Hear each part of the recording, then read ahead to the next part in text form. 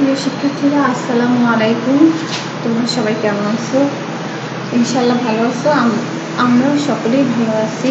Online virtual ক্লাসে তোমাদেরকে পুনরায় আবার স্বাগতম জানাচ্ছি। আজকে আমাদের বিষয় হলো ফাঁকা ঘরে কার চিহ্ন বসানো। ফাঁকা ঘরে কার চিহ্ন বসানো। আমরা যে শব্দ গঠনগুলো পূর্বে শিখেছি, যে বর্ণ দিয়ে শব্দ গঠনগুলো শিখেছি, তার মধ্যে থেকেই আমি দিয়েছি ফাঁকা করে দিচ্ছি। দেখো, সব বর্ণ দিয়ে যে শব্দ গঠন শিখেছি, সেই শব্দ গঠনের মাঝে ফাঁকা রেখেছি। সেই ফাঁকা ঘরগুলোতে কোন চিহ্নটা হবে, কার চিহ্ন, মানে স্বরচিহ্ন। আমরা যে চিহ্নগুলো শিখেছি ব্যবহার, সরিয়াতে আকার, রসইতে ঋষিকার, এইগুলো হচ্ছে স্বরচিহ্ন বা কার চিহ্ন। এই ফাঁকা ঘরে কোথায় কোন চিহ্ন বসবে সেগুলো আমাদেরকে বসাতে হবে। তা আজকের আমাদের বিষয় ফাঁকা ঘরে কার চিহ্ন বসানো। ফাঁকা ঘরে কার চিহ্ন, দেখো এখানে আমি বোর্ডে কি লিখেছি সুন্দরভাবে মনোযোগ দিয়ে দেখো। রস্যৌ ঠ ফাঁকা ঘর দিয়ে দন্ত ন। রস্যৌ ঠ ফাঁকা ঘর দিয়ে দন্ত ন। তাহলে এই ফাঁকা ঘরটাতে কি হবে? আমরা কিন্তু শব্দ গঠনে পড়েছি, রস্যতে কি পড়েছি? উঠান। তাহলে এখানে কি হবে? রস্যৌ ঠ, ঠয়ের সাথে কি হবে? আকার, ঠয়ের সাথে আকার, রস্যৌ ঠয় আকার দন্ত ন, উঠান। কমপ্লিট হয়ে গেল একটা শব্দ গঠন পরিপূর্ণ হলো। এই কার চিহ্নটা বসায় ফাঁকা ঘরে, তাহলে এই কার চিহ্নটা বসে আমাদের শব্দ গঠনটা হয়েছিল।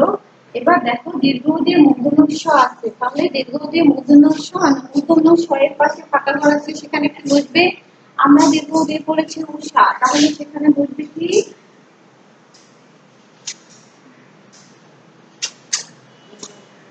আকার বলবে, সেখানে কি বলবে? মূর্ধন্য ষয় আকার, মূর্ধন্য ষয়ে আকার, উষা। তারপর দেখো রি, রি দিয়ে করেছি ঋতু বা ঋণ, কিন্তু এখানে ত আছে, ত এর সাথে কি দেওয়া নাই? রস্যকার, তাহলে আমরা এখানে দিব রস্যকার, ঋতু। আমরা দিব ঋতু।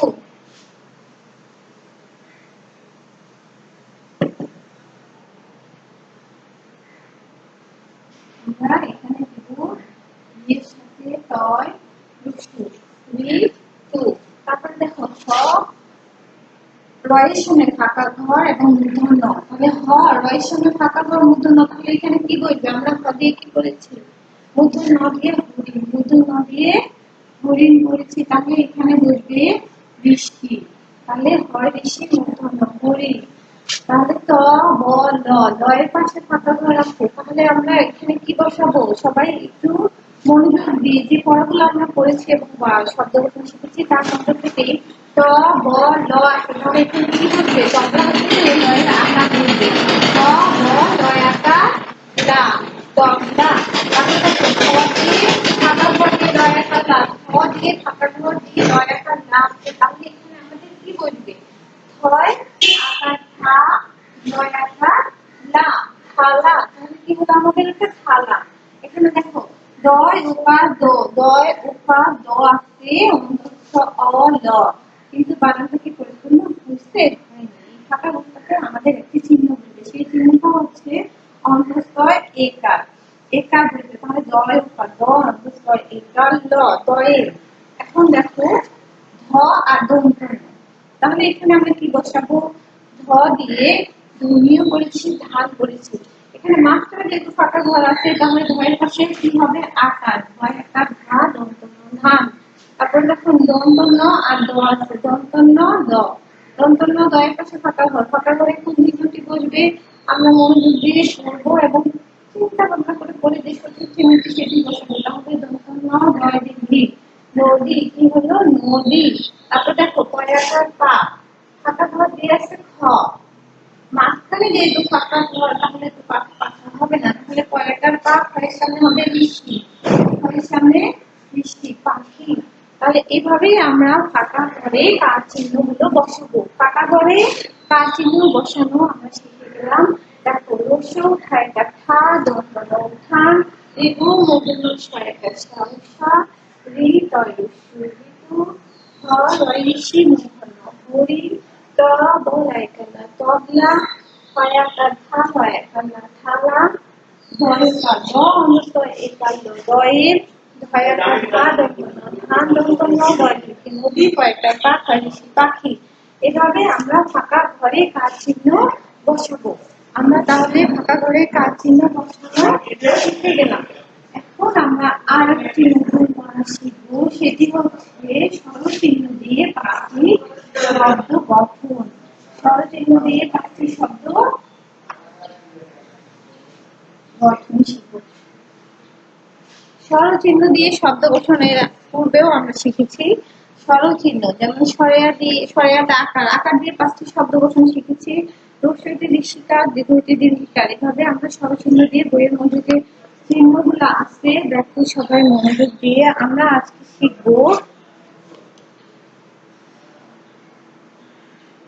দীর্ঘকার দিয়ে শিখবো। আমরা আজকে দীর্ঘতে দীর্ঘকার দিয়ে শিখবো পাঁচটি শব্দ। দীর্ঘকার, ঋকার, একার দিয়ে, সেটা হচ্ছে 21 পৃষ্ঠা, আমাদের বাংলা বইয়ের 21 পৃষ্ঠার পড়া হচ্ছে স্বরচিহ্ন দিয়ে পাঁচটি করে, মানে কার চিহ্ন দিয়ে পাঁচটি করে শব্দ গঠন। তাহলে আমরা এখন প্রথমেই শিখবো দীর্ঘকার দিয়ে পাঁচটি শব্দ গঠন। দীর্ঘকার দিয়ে পাঁচটি শব্দ লিখবো। দীর্ঘকার দেখো, রয় দীর্ঘ ক, রু, ময় দীর্ঘ ময়লা মূলা, রয় দীর্ঘ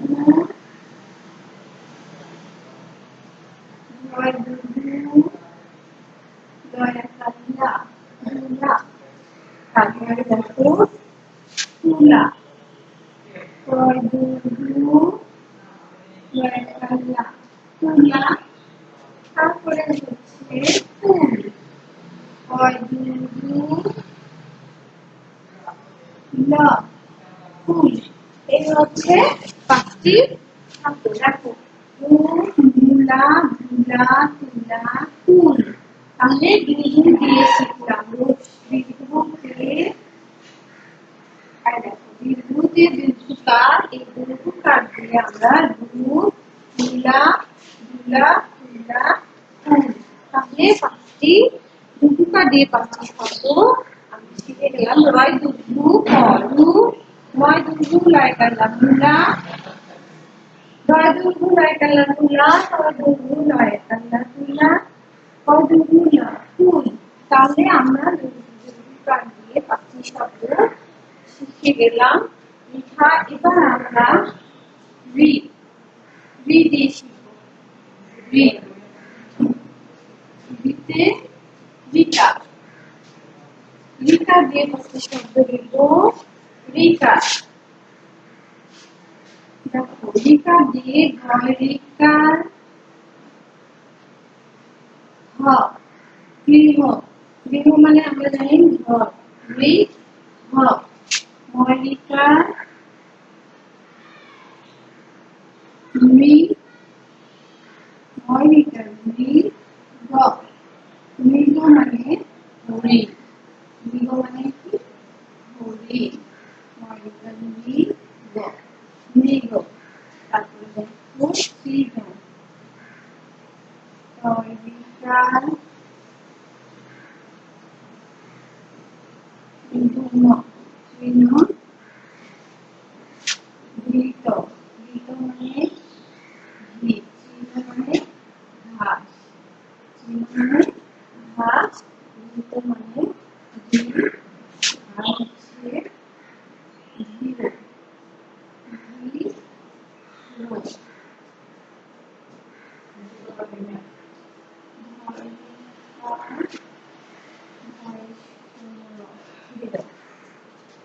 তাহলে আমরা একটু সময় একটু করে নিই। রিতে রিকা, রিতে রিকা, রিকা দিয়ে আমরা পাঁচটি শব্দ গঠন করেছি। গয়রিকা হ, গৃহ, গয়রিকা হ গৃহ, গৃহ মানে ঘর, ময়রিকা মৃগ, মৃগ, মৃগ মানে হরিণ, দয়রিকা শ্রীমূর্ধন্য তৃণ, তৃণ মানে ঘাস, ভয়রিকা ঘৃত, ঘৃত মানে ঘি, ভয়রিকা ঘৃ, ঘৃ। তাহলে এইভাবে আমরা পাঁচটি শব্দ গঠন শিখলাম। প্রথমে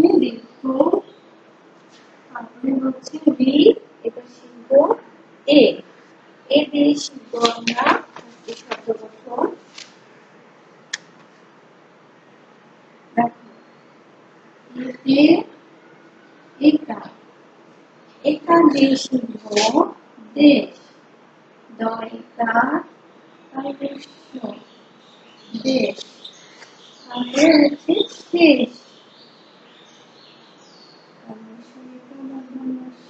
শেষ, তারপরে হচ্ছে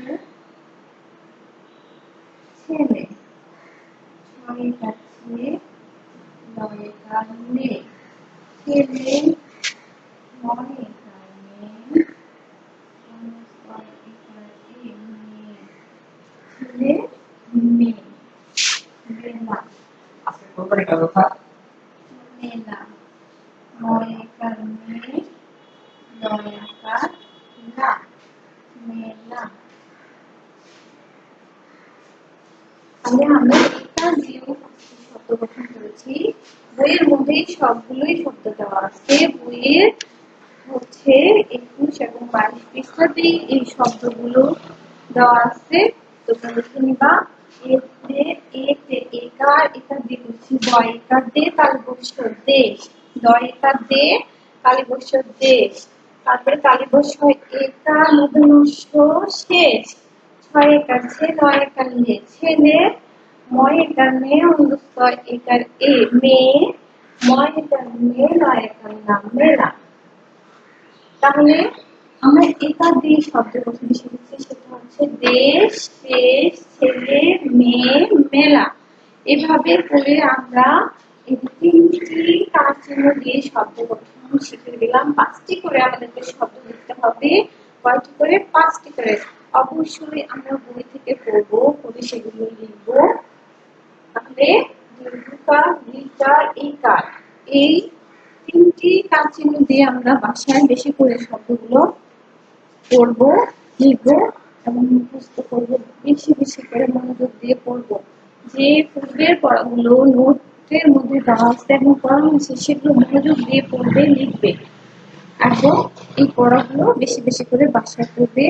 বাবা মার কথা শুনবে, বাসায় থাকবে, ভালো থাকবে, সুস্থ থাকবে, এই প্রত্যাশা করছি। এখানে আমি আমার ক্লাস শেষ করলাম।